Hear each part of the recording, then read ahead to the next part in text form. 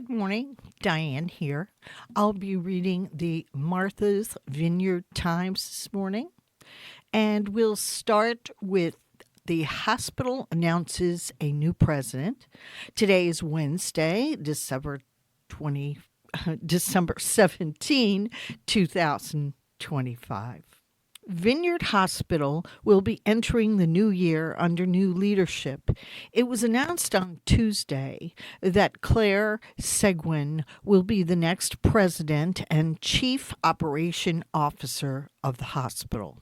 She will start her new role on January 1.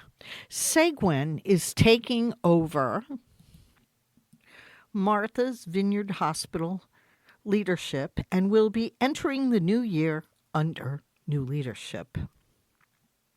It was announced on Tuesday that Claire Seguin will be the next president and chief operation officer of the hospital.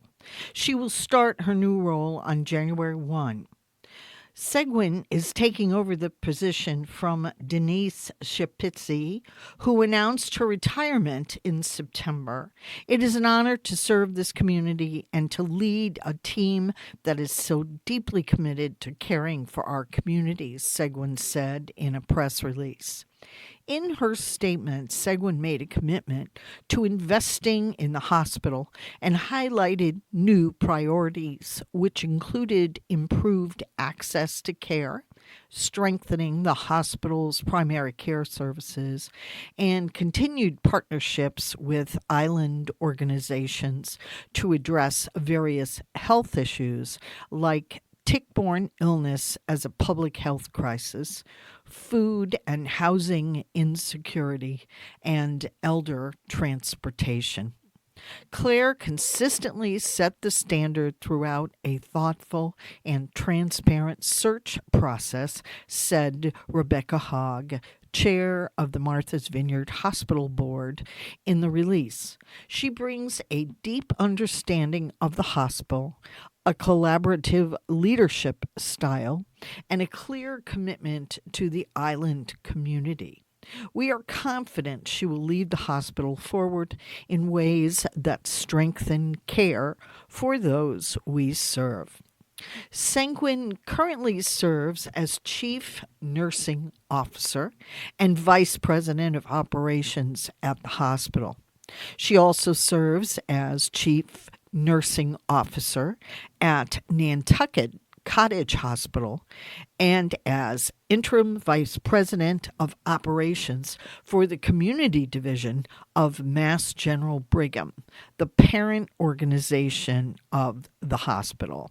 She also teaches students at a clinical lecturer at Harvard Medical School and as an adjunct faculty member at the MGH Institute of Health Professionals. Before coming to the Vineyard, Seguin was the Associate Chief Quality Officer at Massachusetts General Hospital. She is currently a 2027 Fellow in the Health Management Academy and a graduate of the Massachusetts Health Leadership College. Martha's Vineyard Hospital and the Vineyard community are fortunate to have Claire as their new president, Shapisi said in a statement. She is a gifted leader with a steady presence and a passionate devotion to patient care. Having worked with Claire for the last 7 years, I am confident in her abilities, which will be needed to keep Martha's Vineyard Hospital at the forefront of great medical care and in developing a skilled and talented workforce for the future. Headline: PFAS testing expanded in Chilmark. The Chilmark Board of Health is expanding PFAS testing, also known as forever chemicals or per- and polyfluoroalkylide substances, after interest from homeowners with private wells continues to rise. Desire in private well testing spiked dramatically after one Chilmark resident came forward in October and connected a positive PFAS test in a private well at her home to a recent cancer diagnosis. Sample kits were available for pickup December 16 and December 17 and must be dropped off at the Chilmark Town Hall on Thursday, December 18.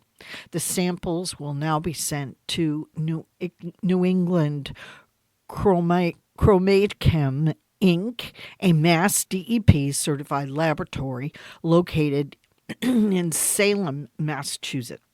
They accept 100 tests at a time rather than the 20 test limit at the lab the board was initially using. Anna McCaffrey, health agent in the Up Island town, told the Times that she's looking into ways to make tests more affordable and accessible to residents. McCaffrey also said she's hoping to create a geographic information system, a GIS map, of positive PFAS tests in Chilmark so that the board can better understand the public health concern and track the possible source of the chemicals if there is one. While PFAS are found in many common household items, finding concentrations in drinking water should be taken seriously, according to scientists who study the chemicals. Laurel Shader, a senior scientist at the Silent Spring Institute, which is one of the leading research organizations for PFAS in drinking water, said the connection between PFAS and cancer is still being studied, but high concentrations of the chemicals in drinking water can be cause for alarm. I would say that the evidence for harmful health effects from PFAS is overwhelming. There have been many studies conducted in populations of people who've been exposed. In some cases, these studies are based in areas where the water has been contaminated or there's exposure because of a local contamination source. Some of these have been conducted in the general population, Shader said.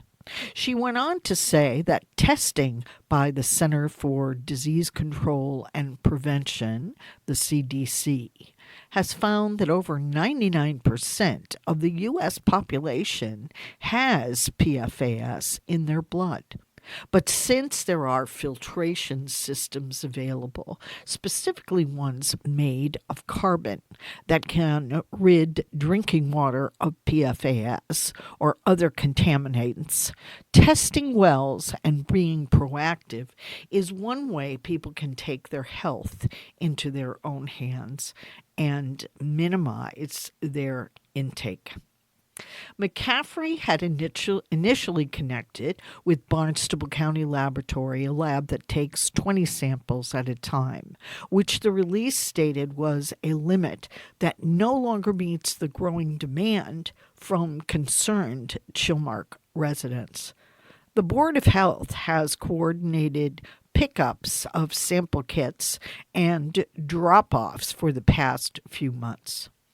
Although New England Chromachem is a more expensive option, McCaffrey negotiated for a lower price, citing affordability as a top concern of the board. The kits will be available for $265 with checks payable to the lab directly, plus a $5 transportation charge to the Chilmark Board of Health. Recognizing the need for increased testing capacity, McCaffrey, in addition to the standard PFAS testing conducted through Barnstable County Laboratory, secured an agreement with New England Chromachem to transport and analyze up to 100 PFAS samples in a single batch A press release announcing the new test option stated. Headline: Connecticut man pleads not guilty to rape charge. The suspect also faces an assault and battery charge for allegedly dragging the victim to his car. A 39-year-old Connecticut man pleaded not guilty at the Edgartown District Courthouse on Friday to charges of rape and assault and battery in connection to an incident that allegedly occurred on the island in June. Ryan Phillips appeared at the Edgartown Courthouse on December 12, where he entered not guilty pleas to both charges. A probable cause hearing is scheduled for February 12, where an Edgartown District Court judge will determine if there's enough evidence to move forward with criminal charges. According to Tisbury police reports based on an interview with the victim back in June, Phillips and the woman spent time together at a bar in Oak Bluffs before the alleged incident occurred. The alleged victim said she woke up in Phillips' bed with little memory of the previous night and missing her clothes and phone. Phillips became increasingly angry after the victim started questioning him after she woke up with little memory, a police report states. The report also states that the alleged victim said Phillips denied that he raped her. Phillips then allegedly, quote, dragged, close quote, the victim to his car, the report said, claiming he would take her to the police station. Once driving, Phillips refused to let the victim out of his car, prompting her to jump out of the moving vehicle in Oak Bluffs, the report said. The victim states in the report that she made it home before being taken to Martha's Vineyard Hospital for her injuries from jumping out of the vehicle. According to reports at the hospital, the victim underwent a sexual assault evidence collection kit, which identified male DNA on her genitalia. Following his arraignment on Friday last week, Phillips posted a $1,000 bail and was released on personal recognizance with conditions to stay away from and have no contact with the alleged victim. Now the obituaries for Wednesday, December 17, 2025. Our first obituary is that of Ralph Lawrence Knapp. Ralph Lawrence Knapp died on November 30, 2025 at his home in Edgartown at age 88. He was born on May 9, 1937, to John Pickering Knapp and Gertrude Gresh Knapp in New York City, growing up in Brooklyn and Queens. After a career as an electrical engineer teaching at the Cooper Union in New York City, he and his wife, Sarah Jane Woodward, retired to their home in Edgartown. They enjoyed their island life and were patrons of the arts and faithful members of Grace Church, where Ralph served as the bookkeeper and trustee of the endowment for many years. Later on, in his role as endowment trustee, he was often on the finance committee. Ralph served as substitute organist and choir director from time to time. For many years, he and Sarah Jane were members of the Altar Guild. He continued to do so after Sarah Jane's death. COVID kept Ralph away from crowds, but he was a faithful member of the online congregation at Grace Church, still taking a keen interest in parish matters. Ralph also served as senior warden at St. Peter's Church in Bayshore, Long Island, he and Sarah Jane had spent time in Boston, where they enjoyed cultural activities and attended Trinity Church. After Sarah Jane's death, Ralph continued to enjoy the island and Boston. He loved to cat sit for friends in both Boston and California. Ralph was a summer member of Trinity Church, the Episcopal Summer Chapel in Oak Bluffs, where he served as a trustee and did a very thorough review of the financial records for many years. Ralph was a gentleman in the truest sense of the word. He was a consummate Anglophile, loving everything English. He and Sarah Jane loved traveling to England for the many choral festivals there, especially the Southern Cathedrals Festival. Ralph was not a casual dresser. If he was out and about, he usually had on a tweed jacket, frequently accompanied by an ascot and newsboy cap. He was an aficionado of organ music and had great respect for and knowledge of the liturgy of the Episcopal Church. He loved playing the organ and had both a piano and organ at home. Ralph had a lifelong dedication to the hymns of the church and believed that those hymns allowed entry into worship and into belief and regard for the teachings of the faith. Ralph was a keen listener, and his response to any conversation was succinct and profound, usually not more than a sentence, but always the perfect choice of words and well thought out. Ralph is survived by his brother Richard and sister-in-law Evelyn of Gainesville, Florida, a nephew, Timothy O'Mara of California. He is also survived by a host of friends who will miss him. A memorial service will be held at Grace Church in Vineyard Haven on Saturday, December 27, 2025 at 10 a.m. He will be buried next to his beloved wife, Sarah Jane. A reception at Grace Church will follow the service. The second obituary today, for Wednesday, December 17, is Maria Anna Pavesi.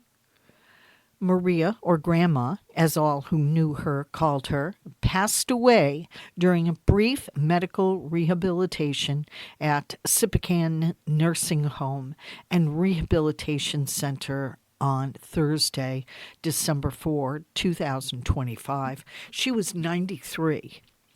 Marie was born at her parents' house on Southern Boulevard in the Bronx on July 5, 1932, to Ursula Licello D'Agostino, a homemaker, and Mario Licello, the neighborhood butcher and owner of his own shop. In the Bronx, Little Italy, with her sister Inencia and brother Franco, the family lived across the street from the Bronx Zoo. Some of her earliest and fondest memories were of hearing lions roar each night as she went to sleep. She spent her childhood safely tucked into the outskirts of the neighborhood drama. She'd share tales with grandchildren and great-grandchildren about the nuns who ran a tight ship at school, the mafia that her father refused to kowtow to, shootouts between police and criminals on her garage roof, and standing up tall at 4'11" to anyone who caused her, quote, agita. Close quote. In her early 20s, she met and married the love of her life, Louis Mario Pavesi. Shortly after marrying, they welcomed their only daughter, Inez Montanile Pavesi, on January 12, 1956. Grandma and Louis raised their daughter in Northvale, Norwood, New Jersey, a small suburb of New York City. Grandma often reminisced about her time in New Jersey raising her daughter, spending time with her, quote, Wednesday girls, close quote, and traveling both domestically and abroad with Louis's employer, Hydrotherm. Regular visits to Italy with Louis and Inez, where they spent time with family in the old country, were the most cherished. Traveling by steamliner, they'd often bring home a quality European car in their luggage. The family's annual trips to Martha's Vineyard were also a bright spot, leading them to a place they would later call home. Relocating in 1997, the couple joined their daughter's family to establish the perfect multi-generational home coveted by their Italian roots. Louis and Marie would spend the rest of their lives on Martha's Vineyard together as 4 generations. For a tiny woman, Grandma had a giant personality. She was forthright with her opinions and her tough guy Bronx personality right up to the end. She loved her family, both past and present, and loved telling the stories of her long life. Days before she passed, she said, "I'm not ready to go. I'm having too much fun with my great-grandchildren. I don't want to miss it." She was loved deeply and is missed more than she'll ever know. Marie was predeceased by her parents, Mario and Ursilia, her brother Franco, her husband Louis, and her daughter Inez. She was survived by her sister, Inencia, son-in-law Matthew, their spouses, and great-grandchildren. Services will be on Friday, December 12th, a viewing at Chapman Funeral Home in Oak Bluffs from 9:30 to 10:30 a.m., and will be followed by an 11 o'clock Mass at St. Augustine's in Tisbury. Burial will be at Oak Grove Cemetery in Tisbury. Our third obituary for today, December 17, is that of David B. Rossi, 65, of Edgartown, and he is a retired chief of police. He died on Saturday, November 29, 2025, at the Henrietta Brewer House in Vineyard Haven. He was the husband of Anna E. Rossi and father of Megan, Alex, and Matthew Rossi. A graveside service will be held on Saturday, December 27 at noon, officiated by Father Joe Pasello. A celebration of his life will follow at the PA Club in Oak Bluffs. A complete obituary will follow in another edition of this paper. Visit chapmanfuneral.com for online guest book and information. A fourth obituary today is that of Manuel C. Sylvia, Jr. Manuel C. Sylvia, Jr., or Sonny, came into the world on July 15, 1947 in Oak Bluffs, born to Manuel C. and Fanny Sylvia, and left us on November 30, 2025. After a long battle with illness, he passed away at the Martha's Vineyard Hospital with his beloved wife of 24 years, Janice, by his side. He was 78. Sonny was a man of many talents during his life. He was an independent truck driver and also drove for Barnes Moving and Storage, as well as a lifetime shell fisherman and fishing boat owner. Sonny was also a construction supervisor as well as a carpenter. What he loved most was shell fishing and mechanics. There was always a collection of mechanical projects going on. He enjoyed his chickens and other pets. In his younger years, he loved gardening and traveling, particularly to Mexico. Sonny will be missed by so many friends as well as his family. He was preceded in death by his parents, Manuel and Fanny Sylvia, his 2 sisters, Evelyn Simpson and Agnes Bryant. He is survived by his oldest sister, Diane Jackson, his wife Janice, his devoted sons David and Sonny, as well as many other sons, daughters, stepsons, and grandchildren. A memorial service will be announced at a later date. Headline: West Tisbury Trail dedicated to island conservationist. The Nature Conservancy named the Tom Chase Trail on Hoft Farm Preserve, a 92-acre conservation area in West Tisbury, owned by the organization and managed by Biodiversity Works. The Nature Conservancy officially named the trail in Chase's honor in November.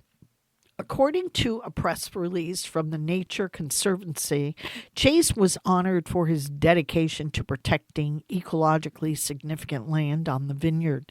He was an instrumental part of protecting Hoff Farm Preserve in 1997 and creating a field station on the property, which houses the equipment used to restore sandplain grasslands on properties owned by the Conservancy.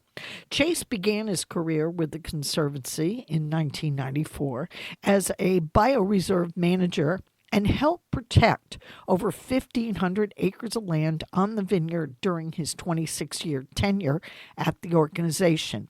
Chase continues his conservation efforts in his role as executive director and founder of Village and Wilderness, a nonprofit organization that helps people and communities adapt to climate change.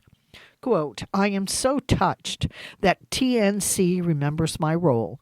In truth, the gratitude is mine, Chase said in a statement. I was deeply honored to work with some of the Vineyard's boldest partners and to learn from some of the brightest minds in conservation. Those experiences and insights inform my work to this very day. A matter of interest, Chilmark Eye cell service improvements, Verizon and the American Tower Plant return to Chilmark with a proposal in January. Chilmark officials have highlighted unreliable cell service as a public safety crisis for police, fire, and EMS responders when trying to reach people who need help. At the Chilmark Select Board meeting on Wednesday, the town's growing concerns surrounding what residents and town officials are calling a degrading cell phone service took center stage. EMS and police were having trouble getting what they needed, directions, and others, said Jeffrey Maida, a select board member. To me, it's beyond citizens not being able to get what they want. It becomes a safety issue when our fire, police, and the EMTs can't count on it. Chilmark has struggled with unreliable cell service that resulted in large dead zones on major roads, frequent drop calls, and consistently worsening connections, especially in the busy summer months. Chilmark Police Chief Sean Slavin cited in July a case where a medical emergency along Menashka Hills was nearly missed because the caller's signal cut out. And that's it for today, Wednesday, December 17th, 2025. This is Diane signing off. Until next time.